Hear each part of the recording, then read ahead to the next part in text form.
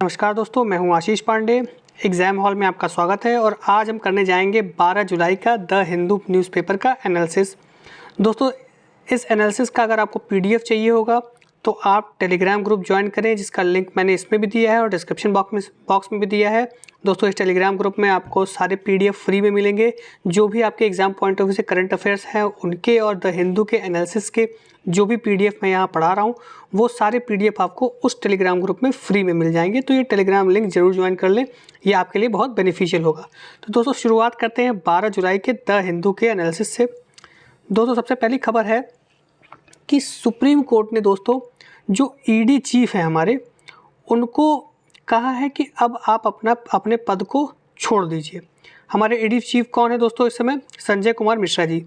संजय कुमार मिश्रा जी के बारे में बता दें दोस्तों, संजय कुमार मिश्रा जी के टेन्योर को बार बार बढ़ाया जा रहा था और इनके टेन्योर को बार बार एक्सटेंड किए जाने के एवज में सुप्रीम कोर्ट ने कहा कि भैया अब आप जो है अपना जो पद है वो सुओ मोटो छोड़ दें। मतलब कि जो इनका टेन्योर 1 साल के लिए एक्सटेंड किया गया था, दोबारा जो 1 साल के लिए एक्सटेंड किया गया था उसके ख़त्म होने से पहले ही इनको पद छोड़ने के लिए सुप्रीम कोर्ट ने कह दिया है। इनको 3 महीने का समय भी दिया है कि आप 3 महीने में इस पद को छोड़ दीजिए। तो अब दोस्तों पूरा मामला बताते हैं आपको कि पूरा मामला एक्चुअली है क्या।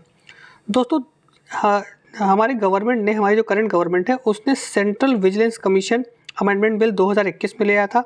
इसके साथ साथ उसने Delhi special police establishment amendment bill 2021 में, ये 2 बिल 2021 में जो हमारी गवर्नमेंट है वो ले आई थी, जिसके हिसाब से ईडी के जो डायरेक्टर हैं और सीबीआई के जो डायरेक्टर हैं, इनके टेन्योर को 2 साल से बढ़ाकर 1 साल का और एक्सटेंशन देने का प्रावधान उसमें डाल दिया। और वो 1 साल का एक्सटेंशन 3 बार दिया जा सकता है।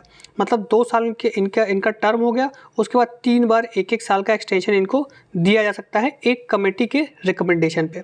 तो दोस्तों, इसके बारे में हम डिटेल में जान लेते हैं। पहले तो ये बताते हैं कि इस पे सुप्रीम कोर्ट ने कहा क्या।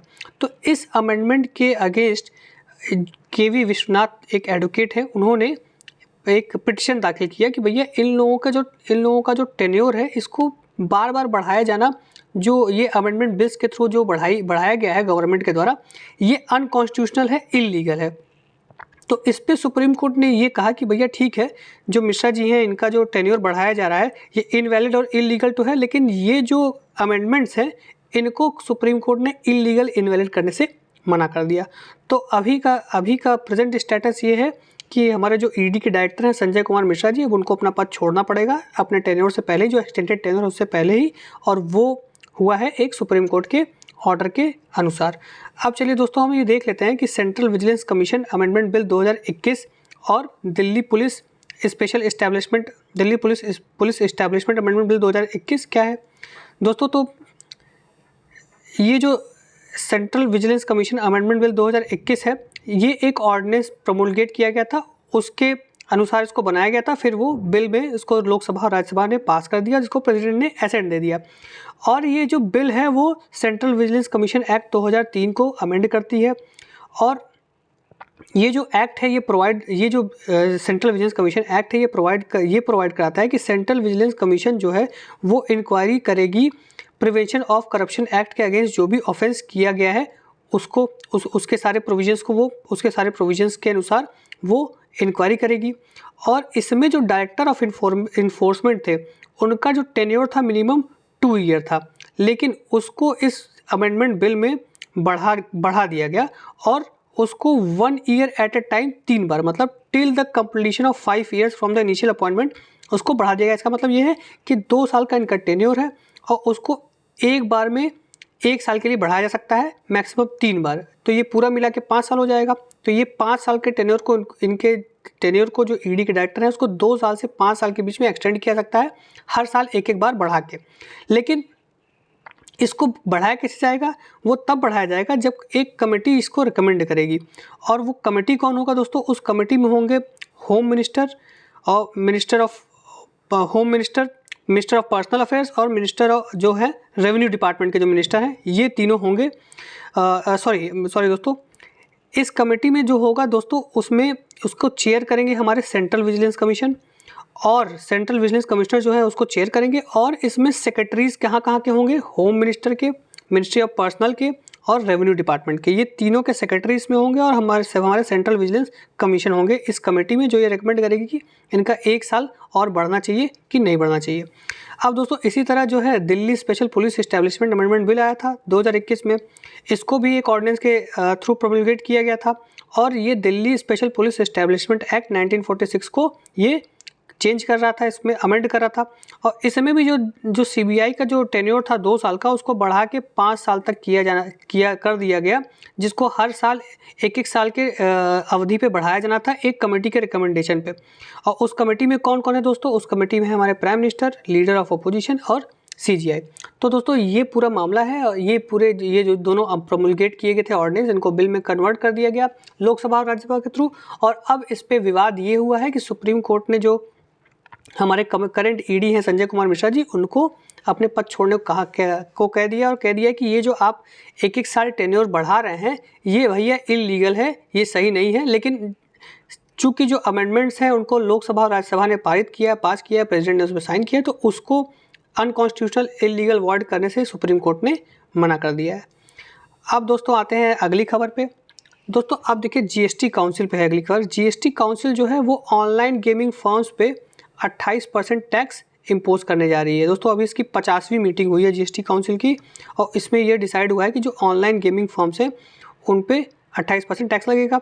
इसके अलावा दोस्तों कुछ और ऐसे आइटम हैं जिस पे GST काउंसिल ने टैक्सेशन का जो मामला है उस पर क्लियर किया है। वो है दोस्तों अनकुक्ड और अनफ्राइड स्नैक्स पे, फिर दोस्तों इम्पोर्टेड ड्रग पे, और दोस्तों रेयर डिजीज़ और कैंसर को जो ट्रीट करते हैं उन ड्रग्स पे। तो इन चीज़ों पे मतलब कैंसर और रेयर डिजीज़ को जो ड्रग्स ट्रीट करते हैं जो कि इम्पोर्ट होते हैं उन ड्रग्स पे, तो इन चीज़ों पे जो GST है उसको अब वो क्लैरिफाई करेगी GST काउंसिल और ऑनलाइन गेमिंग फर्म्स पे 28% टैक्स लगाएगी। तो दोस्तों थोड़ा GST काउंसिल के बारे में हम जान लेते हैं डिटेल में। GST काउंसिल है क्या? सबसे पहले जान लेते हैं गुड्स एंड सर्विस टैक्स क्या है। दोस्तों गुड्स एंड सर्विस टैक्स जो है 101 कॉन्स्टिट्यूशनल अमेंडमेंट 2016 में इंट्रोड्यूस किया गया था कॉन्सेप्ट, और ये एक सबसे बड़ा हमारे देश का इनडायरेक्ट टैक्स रिफॉर्म है जो वन नेशन वन टैक्स के अंतर्गत आता है। और GST ने सारे इनडायरेक्ट टैक्स को सब्स्यूम कर लिया, अपने अंदर मिला लिया, जो थे excise duty, value addition tax, service tax, luxury tax etcetera. ये सारे जो इनडायरेक्ट टैक्सेस थे उनको GST ने अपने ऊपर सब्स्यूम कर लिया। दोस्तों टैक्सेस 2 तरह के होते हैं, डायरेक्ट टैक्स और इनडायरेक्ट टैक्स। डायरेक्ट टैक्स आपका होता है इनकम टैक्स, वेल्थ टैक्स और कैपिटल गेन्स टैक्स, जो कि आपके ऊपर डायरेक्ट लगाया जाता है, इसमें बीच में कोई नहीं होता है। इनडायरेक्ट टैक्स दोस्तों वो होता है जो किसी प्रोडक्ट के थ्रू आपके ऊपर लगाया जाता है, जैसे excise duty, value addition tax, service tax.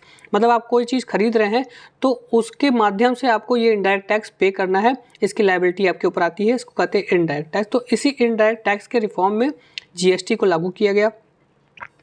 और दोस्तों जैसा कि मैंने बताया ये कंजम्पशन पॉइंट पे होता है। इनडायरेक्ट टैक्स उनके ऊपर लगाया जाता है जो फाइनली कंज्यूम करते हैं उसको। जैसे आप कोई सर्विस या प्रोडक्ट खरीद रहे हैं तो जो आप कंज्यूमर हो गए तो वो टैक्स आपके ऊपर लेवी किया जाता है, उसे इनडायरेक्ट टैक्स कहते हैं।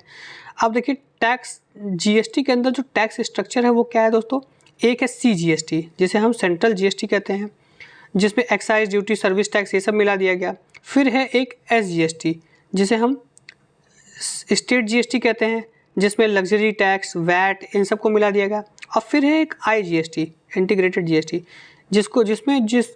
जिसका कलेक्शन सेंटर और स्टेट दोनों में डिस्ट्रीब्यूट होता है, और ये इंटर स्टेट ट्रेड के मामले में जो टैक्स वसूला जाता है GST के अंतर्गत वो IGST होता है। अब दोस्तों इसमें 4 टायर टैक्स स्ट्रक्चर है जो कि है 5%, 12%, 18%, 28%। मतलब अलग अलग गुड्स के जो अलग अलग गुड्स को अलग अलग कैटेगरीज में बांटा गया है, और वो 4 कैटेगरीज हैं। हर कैटेगरी में डिफरेंट टैक्स लगेगा, जो कि ये हैं 5%, 12%, 18% और 28%। अब दोस्तों देखते हैं GST काउंसिल के बारे में। दोस्तों GST काउंसिल क्या है? ये एक जॉइंट फोरम है सेंटर और स्टेट का, जिसको आर्टिकल 279A के अंदर बनाया गया है। कौन से कॉन्स्टिट्यूशनल अमेंडमेंट से? 101। अब दोस्तों आर्टिकल 279A क्या कहता है? वो कहता है कि प्रेसिडेंट के पास अथॉरिटी है GST काउंसिल अपॉइंट करने के लिए बाय एन एग्जीक्यूटिव ऑर्डर। और GST काउंसिल का मेंबर कौन होगा? दोस्तों यूनियन फाइनेंस मिनिस्टर होंगे इसके चेयरपर्सन, और union minister of state finance ये होंगे इसके मेंबर, और फिनेंस अलग अलग जो स्टेट्स हैं उनके फिनेंस मिनिस्टर भी इसके मेंबर होंगे।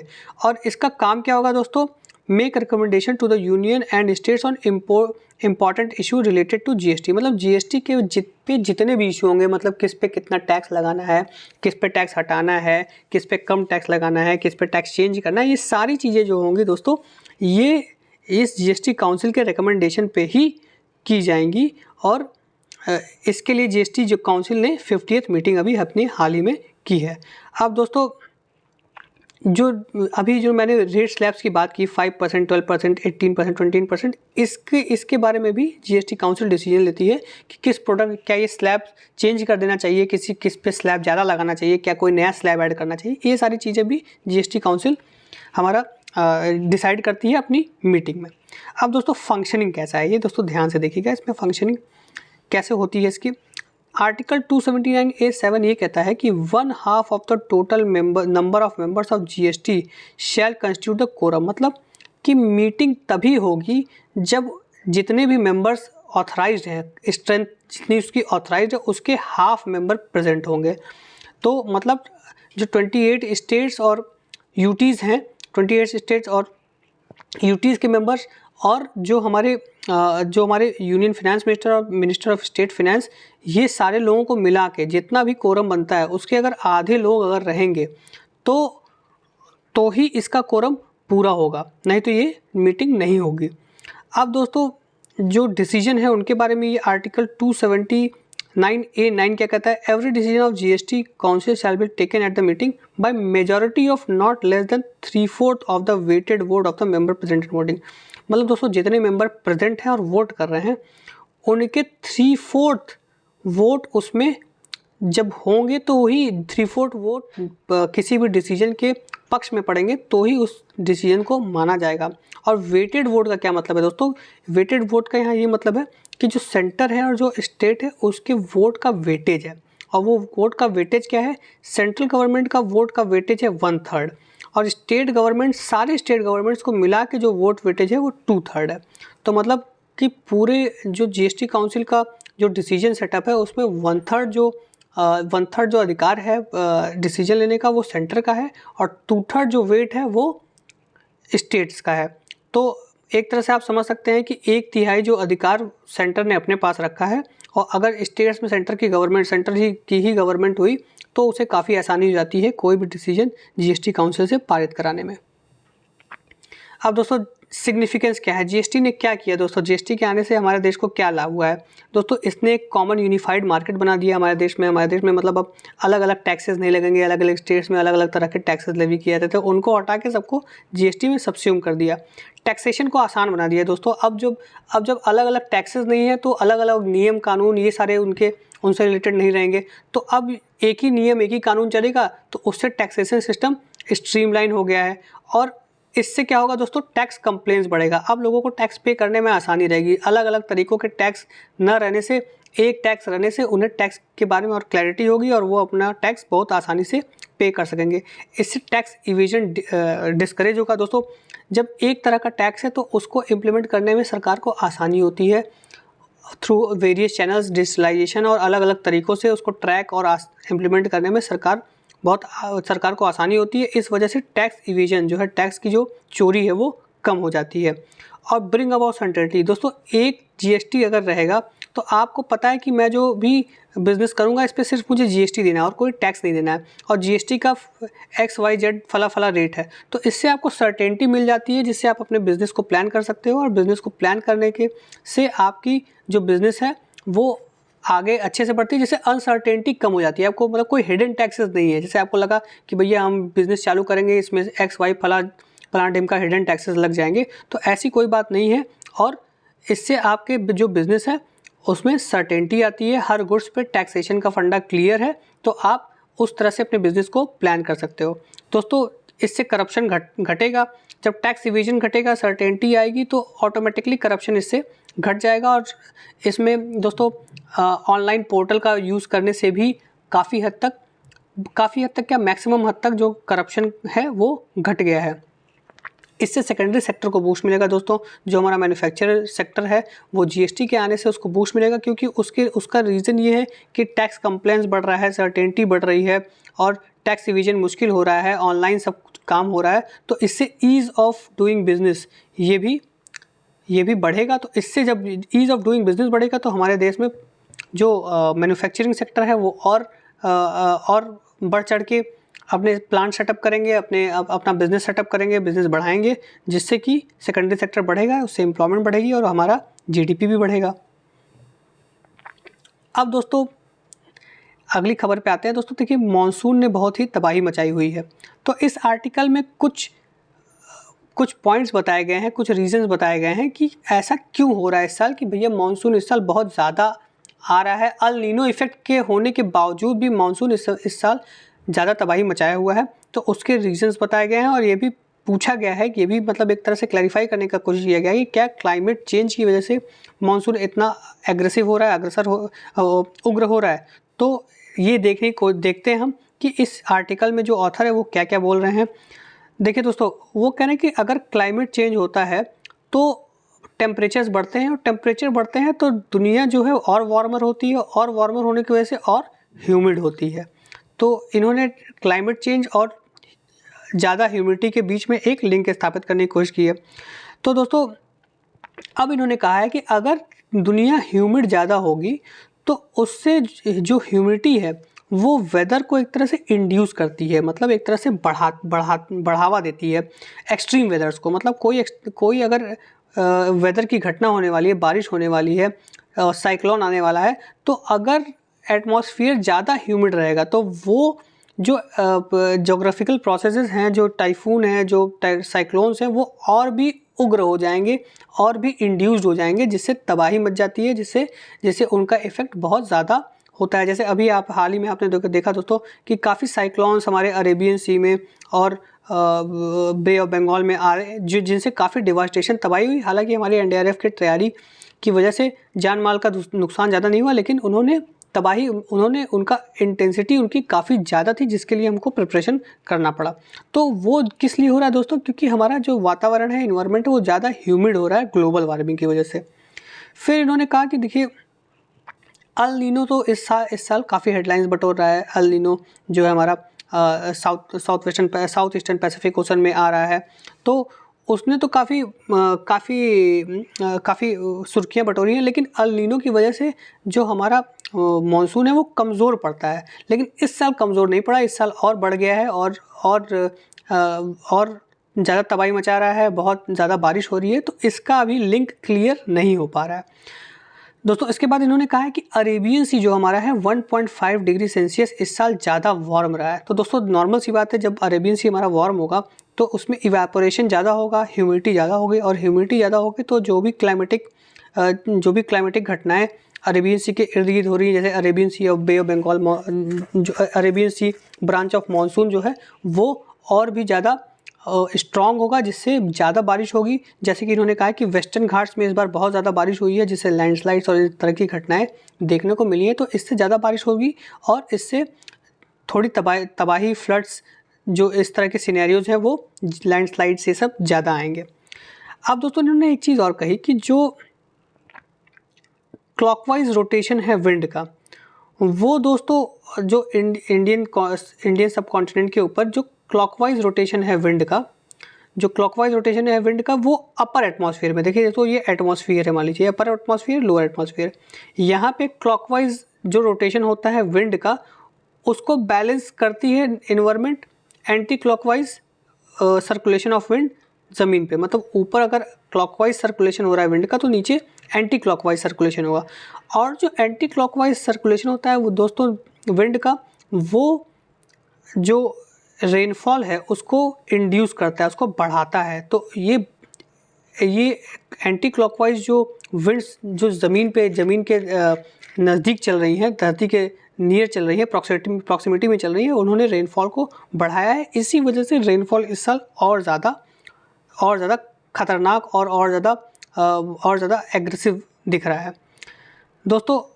एक और रीज़न उन्होंने दिया है कि जो हिमालयाज़ हैं उनके ऊपर वार्मिंग जो है वो यूनिफॉर्म नहीं है, मतलब पूरा जो हिमालय है यूनिफॉर्म तरीके से वार्म नहीं हो रहा है, कहीं ज़्यादा वार्मिंग हो रही है, कहीं कम वार्मिंग हो रही है। तो इसकी वजह से दोस्तों लोकल वार्मिंग का एक प्रोसेस चालू हो जा रहा है। लोकल वार्मिंग के प्रोसेस में क्या होगा दोस्तों कि एक एरिया ज़्यादा वार्म रहेगी, एक एरिया कम वार्म रहेगा। ज़्यादा वार्म एरिया में जो मॉइस्चर कंटेंट है वो ज़्यादा होगा और लो प्रेशर बनेंगे। तो लो प्रेशर बनने से क्या है, विंड्स जो है उनकी रफ्तार बढ़ेगी और जो क्लाउड्स हैं और जो साइक्लोन सिस्टम है वो ह्यूमिडिटी की वजह से ज़्यादा एग्रेसिव हो जाएंगे, ज़्यादा इंटेंसिफाइड हो जाएंगे, जिसकी वजह से बारिश ज़्यादा होगी। तो ये सारे रीज़न इस आर्टिकल में जो ये ऑथर हैं उन्होंने बताया है। इस बार ज़्यादा रेनफॉल होने के और रेनफॉल जो है वो ज़्यादा इंटेंसिटी से हो रहे हैं, जो कि तबाही मचा रहे हैं। उसका जो रीज़न है वो ये सारे रीज़न्स जो हमारे ऑथर हैं उन्होंने बताया है। अब दोस्तों हम आते हैं पेप्सिको और फार्मर्स के बीच में जो इस समय टसल चल रहा है उसके बारे में। दोस्तों ये पूरी कहानी हम बताते हैं आपको। दोस्तों हुआ क्या कि पेप्सिको कंपनी जो है उसने एक पोटैटो की वैरायटी बनाई। और वो पोटैटो की वैरायटी क्या है दोस्तों, उसका नाम क्या है FL2027, जिसको हम कहते हैं चिपिंग पोटैटो। चिपिंग पोटैटो दोस्तों, ये जो चिपिंग पोटैटो है ये चिप्स बनाने का काम आता है। तो FL2027 पोटैटो जो है वो लेस चिप्स बनाता है दोस्तों। जो लेस हम लोग खाते हैं अपने मार्केट में आता है वो चिप्स बनाता है। तो दोस्तों पेप्सिको ने क्या किया, 2021 में 2021 में दोस्तों इस पे पेटेंट करा लिया, इसका रजिस्ट्रेशन करा लिया और ये बोला कि भैया ये जो पोटैटो वैरायटी है FL2027 ये एक यूनिक डिस्टिंक्ट वैरायटी है जो कि हमने बनाया है और इसका रजिस्ट्रेशन इन्होंने किया कि इससे जो भी लाभ होगा वो हम लेंगे। लेकिन दोस्तों क्या हुआ कि इस पे फिर कुछ सूट्स डाले गए, इस पे कुछ रिप्रेजेंटेशन डाला गया कि ऐसा नहीं है, ये गलत बता रहे हैं कि इन्होंने जो ये वेरिएंट बनाया है इसमें कुछ भी नया नहीं है और तो इस वजह से इसका रजिस्ट्रेशन कैंसिल हो जाना चाहिए।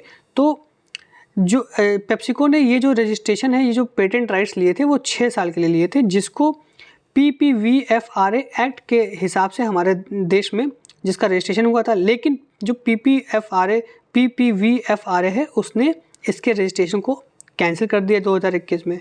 तो ये जो पेप्सिको है वो कोर्ट चली गई और कोर्ट में उसने क्या कहा कि भैया हमने जो है एक रिसर्च करके एक डिस्टिंक्ट वैरायटी बनाई है पोटैटो की जो चिप्स बनाने के काम आती है और ये रजिस्ट्रेशन हमारा जो कैंसिल हुआ है ये गलत तरीके से हुआ है।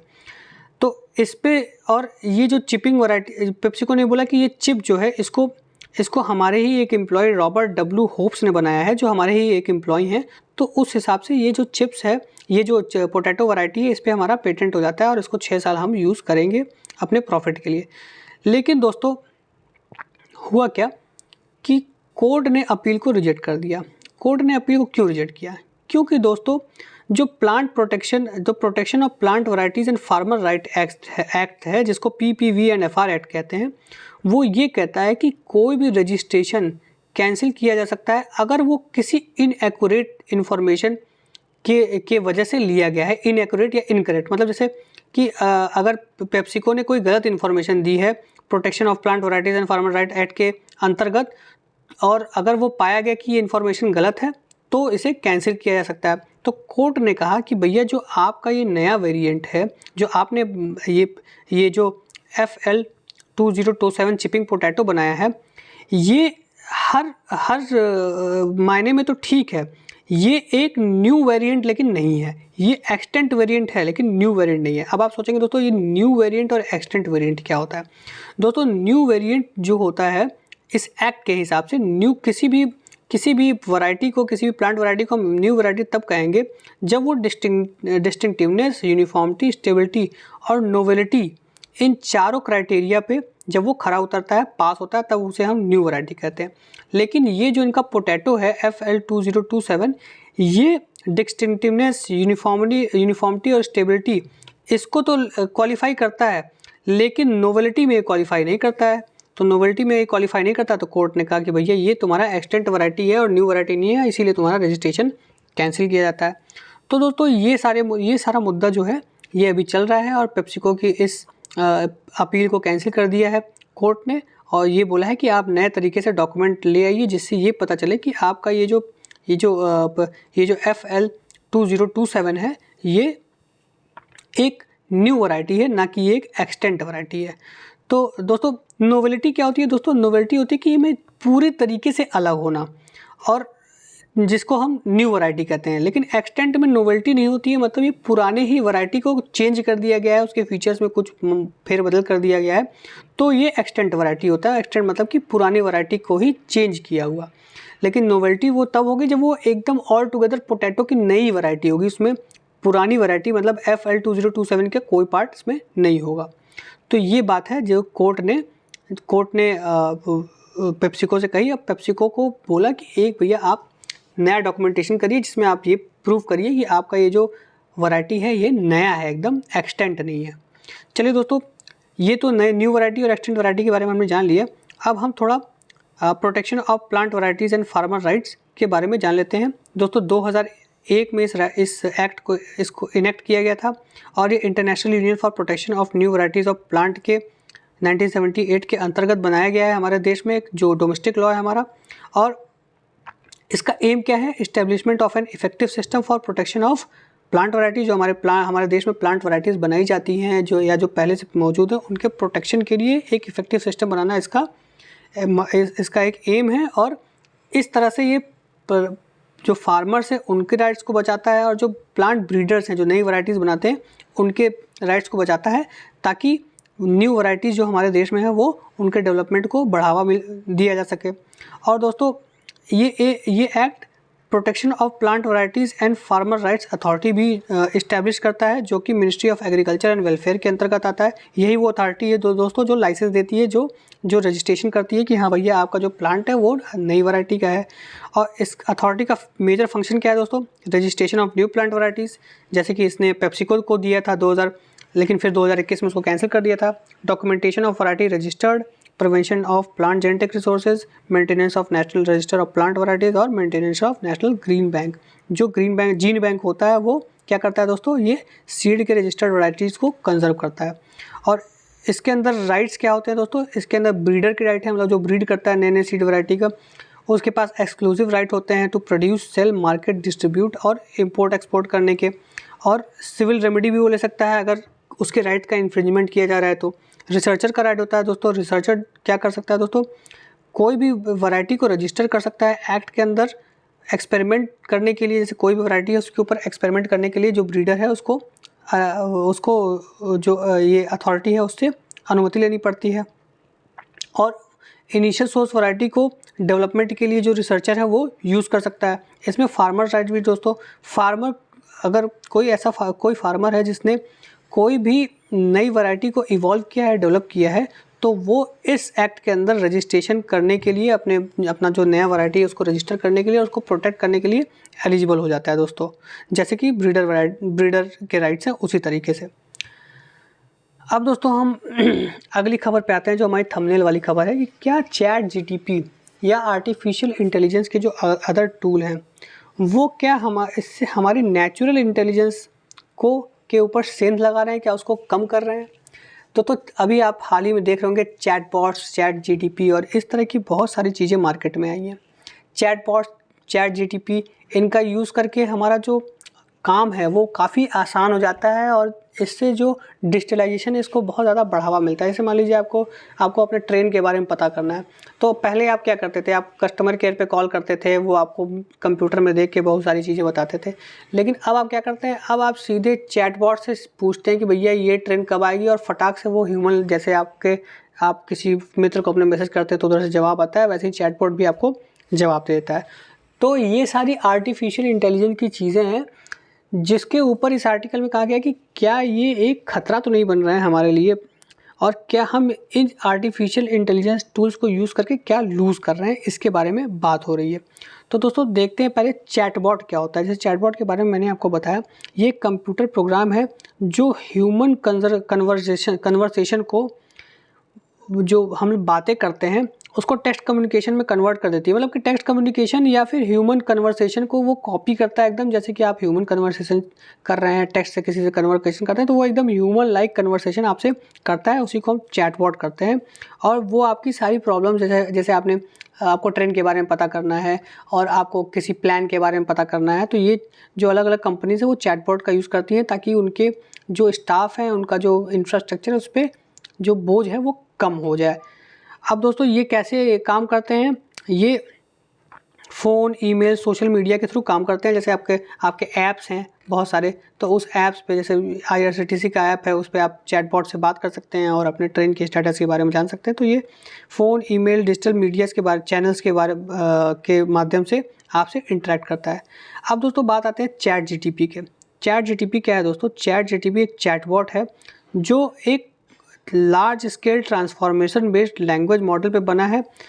और वो जो ये मॉडल है वो डाइवर्स डाटा सेट प्रोड्यूस करता है। डाइवर्स डाटा सेट का मतलब है कि वो बहुत सारे आपके प्रॉब्लम्स का सल्यूशन एक ही जगह, एक ही प्लेटफॉर्म पे आपको देता है, और वो एक तरह से ह्यूमन लाइक रिस्पॉन्स वो जनरेट करता है। जैसे कि फॉर एग्जांपल दे दूं कि आप जैसे बैठे हैं, ChatGPT खोलिए और उसमें लिख दीजिए कि what will be the weather today, तो वो आपको पूरा वेदर की जानकारी बैठे बैठे ह्यूमन भाषा में, ह्यूमन लैंग्वेज में दे देगा आपको।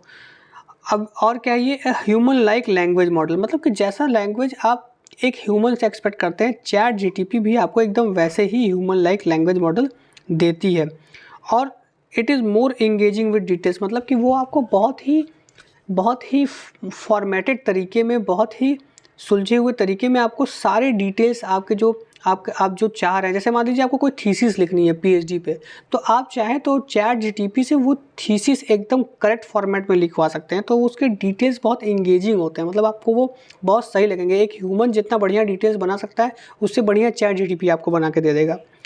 और आप जो ChatGTP से बात करते हैं, ChatGTP से जो कन्वर्सेशन करते हैं, उसको वो मेमोराइज़ भी करता है, उसको वो अपने नॉलेज बेस के लिए पहले रखे रहता है। जैसे मान लीजिए आपने ट्रेन स्टेटस ChatGTP से पूछना चालू किया, तो वो याद रखेगा कि आप ट्रेन स्टेटस में इंटरेस्टेड हैं, और आपके पुराने कन्वर्सेशंस को भी वो अपने नॉलेज बैंक में रखा रहेगा, और प्रेजेंट कन्वर्सेशन से उसको मैच भी कर सकता है, वो उसको लिंक भी कर सकता है। और इसका रिजेम्बलेंस ह्यूमन लाइक है। जैसे कि दोस्तों आप चैट में यूज़ करते हैं, आप चैट करते हैं व्हाट्सअप से, फेसबुक से, तो जिस तरह के रिस्पॉन्स उधर से आते हैं, उस तरह का कुछ रिस्पॉन्स आप ChatGTP से भी ले सकते हैं। लेकिन ChatGTP के कुछ दोस्तों कुछ इसके मतलब लिमिटेशंस भी हैं, ड्रॉबैक्स भी हैं। ये कभी कभी ऐसा होता है कि ये इनएक्यूरेट जानकारी देता है, जिससे अगर आप इस पर ज़्यादा भरोसा करते हैं तो आपके लिए समस्या क्रिएट कर सकता है ये। और ह्यूमन माइंड की तरह ये डेप्थ लैक करता है। मतलब आप जब कोई टॉपिक आप पढ़ते हैं, सोचते हैं, तो आप उसको बहुत सारे अलग अलग टॉपिकों से, अलग अलग सब्जेक्ट से कनेक्ट करते हैं, उस पर डीप एनालिसिस करते हैं, एक ह्यूमन टच देते हैं, अपने इमोशंस को, ह्यूमन हिस्ट्री को ध्यान में रखते हुए उस टॉपिक को आप उस टॉपिक को बनाते हैं, उस टॉपिक की चर्चा करते हैं। लेकिन ये ChatGTP नहीं कर सकता। ChatGTP का जो डायमेंशन है वो बहुत ही सीमित है। उसी सीमित डायमेंशन से वो जो इंटरनेट पे जितनी भी चीज़ें अवेलेबल है, उसी सीमित डायमेंशन से वो आपको जवाब देता है। लेकिन आपका जो माइंड है वो सिर्फ नॉलेज नहीं, इमोशंस पे भी काम करता है, तो वो इमोशनल टच यहाँ लैक करता है।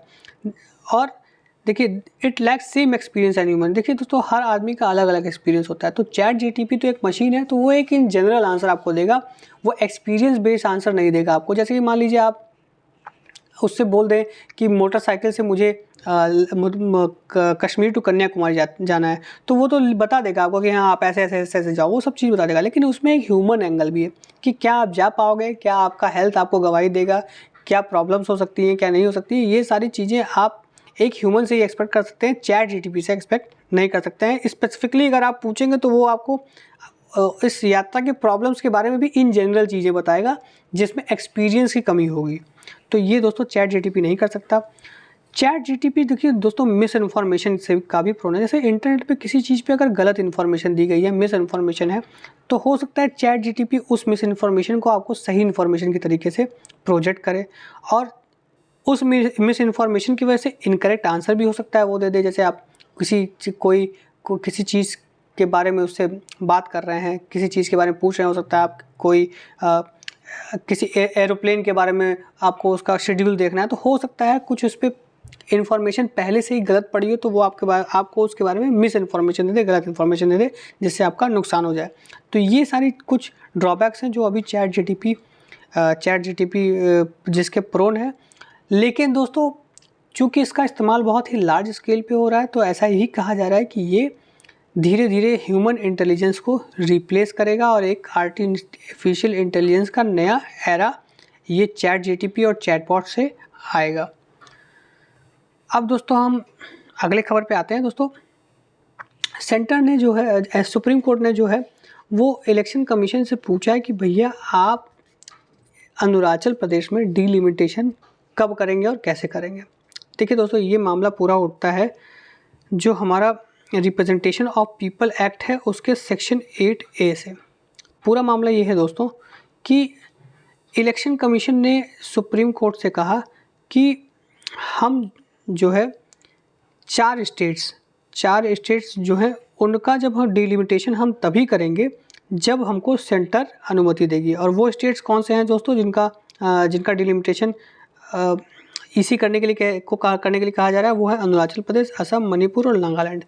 तो इन चार स्टेट का डिलिमिटेशन दोस्तों section 8A of representation of people act में कहा गया है कि वो ईसी करेगी with the order of president. मतलब प्रेसिडेंट अब ईसी को ऑर्डर करेंगे कि इन चारों स्टेट्स का आपको डिलिमिटेशन करना है, तो ईसी उसका डिलिमिटेशन करेगी। तो अभी हाल ही में ईसी ने इसका डिलिमिटेशन करने के लिए सुप्रीम कोर्ट ने कहा है कि आप किस चीज़ का वेट कर रहे हो, आप इन स्टेट्स का डिलिमिटेशन क्यों नहीं कर रहे हो। तो उस पर ईसी ने कहा कि हमको जब सेंट्रल गवर्नमेंट ऑर्डर देगी तब हम करेंगे। तो उस पर सुप्रीम कोर्ट ने कहा कि आपको सेक्शन 8A के हिसाब से, रिप्रेजेंटेशन ऑफ पीपल एक्ट 1950 के सेक्शन 8A के हिसाब से सेंट्रल गवर्नमेंट की अनुमति की ज़रूरत नहीं है, आपको प्रेसिडेंशियल ऑर्डर पे ये करना होता है और इसमें आपको सेंटर का मुंह नहीं देखना है। तो दोस्तों अब आपको थोड़ा बता दें कि ये क्या है section 8 of representation of people act. दोस्तों रिप्रेजेंटेशन ऑफ पीपल एक्ट जो है वो एलोकेशन ऑफ सीट्स और डिलिमिटेशन ऑफ कॉन्स्टिट्यूंसी के बारे में बात करता है। कहाँ के हाउस ऑफ द पीपल और लेजिस्लेचर ऑफ स्टेट्स, मतलब कि जो स्टेट लेजिस्लेचर्स हैं और जो लोकसभा और राज्यसभा हैं उसमें जो रिप्रेजेंटेशन है उसके लिए डिलिमिटेशन की बात करता है। इसमें दो सेक्शन है दोस्तों, सेक्शन 8 और सेक्शन 8A। सेक्शन 8 जो है वो सारे स्टेट और यूनियन टेरिटरीज की बात करता है एक्सेप्ट अरुणाचल प्रदेश, असम, झारखंड, मणिपुर और नागालैंड। और जो सेक्शन 8A है दोस्तों वो इन चार स्टेट में अरुणाचल प्रदेश, असम, मणिपुर और नागालैंड में डिलिमिटेशन की बात करता है। तो दोस्तों सेक्शन 8A ही जो है वो क्वेश्चन में है, मुद्दे में है कि भैया सेक्शन 8A के हिसाब से आपको प्रेसिडेंशियल ऑर्डर पे काम कर देना है, आपको सेंट्रल गवर्नमेंट से किसी अनुमति की ज़रूरत नहीं है। तो दोस्तों पूरा मुद्दा यही है। चलिए दोस्तों अब आगे बढ़ते हैं। दोस्तों अब हम बात करेंगे मल्टी डायमेंशनल पॉवर्टी इंडेक्स की। दोस्तों UNDP ने की एक स्टडी ने कहा है कि 15 साल में 2005-6 से लेकर 2019 से 21 तक में जो भारत है उसने मल्टी डायमेंशनल जो पॉवर्टी इंडेक्स है वो 55.1% से कम करके 55.1% से कम करके 16.4% कर दिया है। मतलब ये एक बहुत बड़ी अचीवमेंट है देश के लिए। और दोस्तों इसमें ये भी कहा है कि इंडिया जो है उन 19 कंट्रियों में से एक है जो अपने मल्टी पॉवर्टी इंडेक्स को हाफ कर दिए हैं 15 साल के अंदर। मतलब 15 साल के अंदर जो पॉवर्टी है, मल्टी डायमेंशनल पॉवर्टी है, वो इंडिया में आधी हो गई है। और 2023 की जो ये रिपोर्ट की बात कर रहे हैं हम UNDP के, उसके हिसाब से इस समय दुनिया में 1.1 बिलियन लोग हैं जो मल्टी डायमेंशनल पॉवर्टी इंडेक्स के शिकार हैं। और कितने लोग हैं दुनिया में, इनके हिसाब से 6.1 बिलियन पीपल। तो दोस्तों ये कुछ बातें थी जो UNDP ने अपनी रिपोर्ट में कही है। अब हम मल्टी डायमेंशनल पॉवर्टी इंडेक्स के बारे में डिटेल में जान लेते हैं। पहले हम देखते हैं कि पॉवर्टी के कितने डायमेंशंस होते हैं। सबसे पहला है एब्सोल्यूट पॉवर्टी। ये दोस्तों कब आती है, जब एक थ्रेशहोल्ड नेसेसरी बेसिक इनकम से कम जब इनकम होती है व्यक्ति की तो उसे एब्सोल्यूट पॉवर्टी में माना के कैटेगरी में लाया जाता है। रिलेटिव पॉवर्टी क्या होती है दोस्तों, जब दोस्तों जो हमारे आम जनता है उसका जो मीडियन इनकम है, मतलब उसको पूरे इनकम को ऐड करके और जो पूरी इनकम को ऐड करके उस पॉपुलेशन से डिवाइड करके जो मीडियन इनकम आता है उससे जब कम इनकम होती है व्यक्ति की तो उसे रिलेटिव पॉवर्टी कहते हैं। परसिस्टेंट पॉवर्टी क्या होता है दोस्तों, अगर कोई हाउस होल्ड है वो 3 में से 2 साल पॉवर्टी लाइन के नीचे रहा है तो उसको परसिस्टेंट पॉवर्टी कहेंगे। हेड काउंट इंडेक्स क्या होता है दोस्तों कि आपके देश में जितने भी पॉपुलेशन है उसमें प्रपोर्शन ऑफ पुअर मतलब कि गरीब लोग उसमें कितने हैं उसे हम हेड काउंट इंडेक्स कहेंगे। पॉवर्टी गैप इंडेक्स क्या होता है दोस्तों, इसमें जो होता है जो पर्सन है जो पुअर है उसकी जो मीन इनकम होती है वो पॉवर्टी लाइन से की इनकम से नीचे होती है, उसे हम परसिस्टेंट गैप इंडेक्स कहते हैं। एक सेन इंडेक्स है दोस्तों जिसको अमृत सेन ने डिज़ाइन किया था, वो क्या कहता है कि वो incidence and intensity of poverty risk with distribution of income among the risk those at risk of poverty. मतलब कि दोस्तों ये 2 फैक्टर्स को कंबाइन करता है, incidence and intensity of poverty risk और जो भी इनकम पुअर पीपल में डिस्ट्रीब्यूटेड है जो रिस्क में है उन चीज़ों को कंबाइन करता है और पॉवर्टी को कैलकुलेट करता है दोस्तों। तो ये सेन इंडेक्स है। अब दोस्तों हम global multi dimensional poverty index के बारे में बात करते हैं दोस्तों। इसको यूएनडीपी ने बनाया है, Oxford poverty and human development initiative ने बनाया है दोस्तों। ये हेल्थ, एजुकेशन और स्टैंडर्ड लिविंग के बेस पे ये बताता है कि क्या पर्सन क्या group of people multi dimensionally poor हैं कि नहीं। और अगर दोस्तों कोई व्यक्ति 1/3 से हायर है, 1/3 स्कोर या उससे हायर है तो वो मल्टी डायमेंशनली पुअर हो जाता है। वो 0 से 1 है दोस्तों, इसका 0 से 1 इसकी वैल्यू होती है। अगर 1/3 इसका हायर हो जाता है 1/3 वैल्यू से तो वो मल्टी डायमेंशनली पुअर हो जाता है। और जितना हायर होता है दोस्तों वो उतना ज़्यादा मल्टी डायमेंशनली पुअर कहलाता है दोस्तों। अब इसमें जो MPI है, जो UNDP है, उसने $1.90 पर डे को पॉवर्टी रेट बताएगी। मतलब इससे कम अगर कोई कमाता है तो वो पुअर है, जिसे वर्ल्ड बैंक ने रिवाइज करके $2.15 पर डे कर दिया। तो मतलब $2.15 पर डे से कम अगर आप कमाते हैं तो आप या कोई भी व्यक्ति पुअर कहलाएगा मल्टी डायमेंशनल इंडेक्स के हिसाब से, दोस्तों ये देखिए डायमेंशंस की बात करें तो ये 3 डायमेंशंस है, health, education, living standard. Health में दोस्तों आता है आपका न्यूट्रिशन, चाइल्ड मोर्टेलिटी। एजुकेशन में आता है year of schooling, school attendance. और लिविंग स्टैंडर्ड में आता है दोस्तों cooking fuel, sanitation, drinking water, electricity, housing, assets etcetera. दोस्तों अब देखिए अगली खबर है यूक्रेन के नाटो ज्वाइन करने के बारे में। देखिए दोस्तों जब अब यूक्रेन के नाटो ज्वाइन करने की खबर अभी गाहे बगाहे चलती रहती है, लेकिन इस पे नाटो चीफ ने कहा है कि भैया इस पे अभी कोई सहमति नहीं है, ना कि कोई टाइम टेबल सेट है कि यूक्रेन जो है नाटो को कब ज्वाइन करेगा। और दोस्तों जाहिर सी बात है अगर यूक्रेन नाटो को ज्वाइन करता है तो नाटो की सारी कंट्रीज डायरेक्टली इस जंग में कूद जाएंगी यूक्रेन और रशिया के बीच में, क्योंकि अभी तो यूक्रेन को ये लोग सिर्फ लॉजिस्टिक सपोर्ट दे रहे हैं, लेकिन इसके नाटो ज्वाइन करने के बाद इसको ग्राउंड सपोर्ट भी देने की ज़रूरत पड़ेगी, जिससे कि मामला और बिगड़ जाएगा और वर्ल्ड वॉर की तरफ ये दुनिया जाती हुई दिखेगी। तो इसीलिए अभी यूक्रेन की मेंबरशिप पे नाटो चीफ कुछ कह नहीं रहे हैं कि कब तक यूक्रेन इसका नाटो का मेंबर बनेगा। नाटो के बारे में थोड़ा जान लेते हैं दोस्तों। ये 31 कंट्रीज़ का जो अलायंस है, ये लाइक माइंडेड कंट्रीज़ हैं, अमेरिका की और यूरोपियन कॉन्टिनेंट की। और इसको 1949 में इस्टेब्लिश किया गया था अप्रैल 4 में। इसको वाशिंगटन ट्रीटी भी कहते हैं।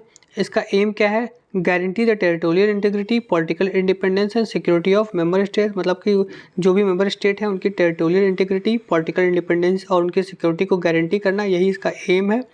और इसका आर्टिकल 5 है दोस्तों, इस ट्रीटी का वो बोलता है कि अगर किसी नाटो देश पे अगर कोई दूसरा देश हमला करता है तो ये नाटो के ऊपर पूरा हमला माना जाएगा और नाटो के सारे देश उस देश के अगेंस्ट ग्राउंड पे जाके एक्शन लेंगे, मतलब ग्राउंड पे लड़ाई लड़ेंगे नाटो के उस देश के लिए।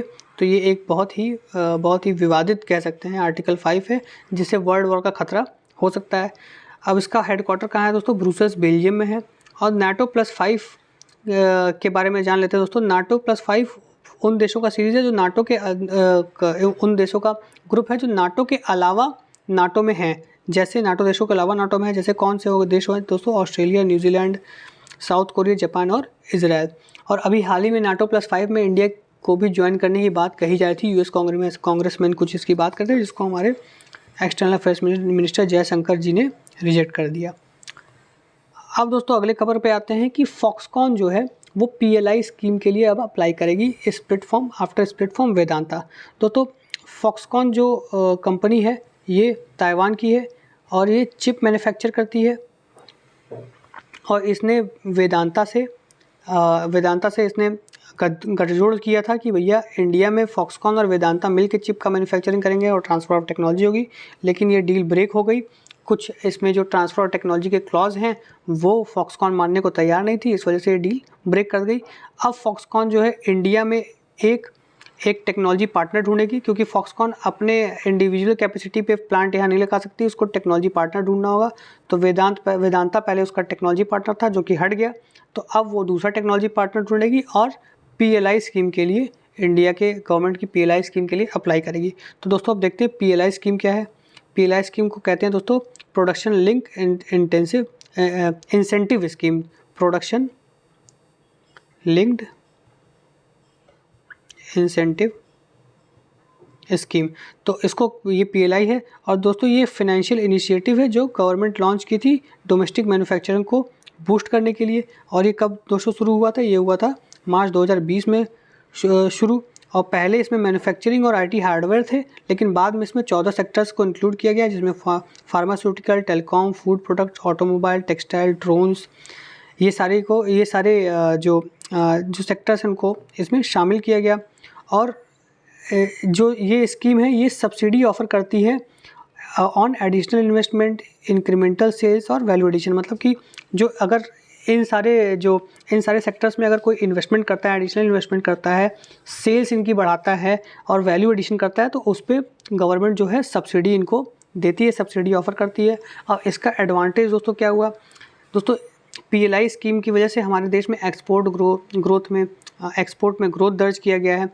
ये जो 5.6% था मार्च 2023 में, $2.86 बिलियन था as compare to 1.82 billion in March 2022। मतलब 1.82 बिलियन था मार्च 2022 में, और जो कि बढ़ के 57.36 हो गया मार्च 2023 में। तो ये बहुत बड़ी एक जंप है दोस्तों। इसकी वजह से इन्वेस्टमेंट अट्रैक्ट होते हैं हमारे देश में, और चूँकि इन्वेस्टमेंट अट्रैक्ट होंगे और इन्वेस्टमेंट बढ़ेगा तो उससे जॉब क्रिएशन होगा, और इससे हमारे देश में इंक्रीमेंटल प्रोडक्शन होंगे, इन्वेस्टमेंट होंगे। जो भी प्रोडक्शन अभी चल रहा है उससे हट के और भी इन्वेस्टमेंट इस देश में आएंगे PLI स्कीम की वजह से।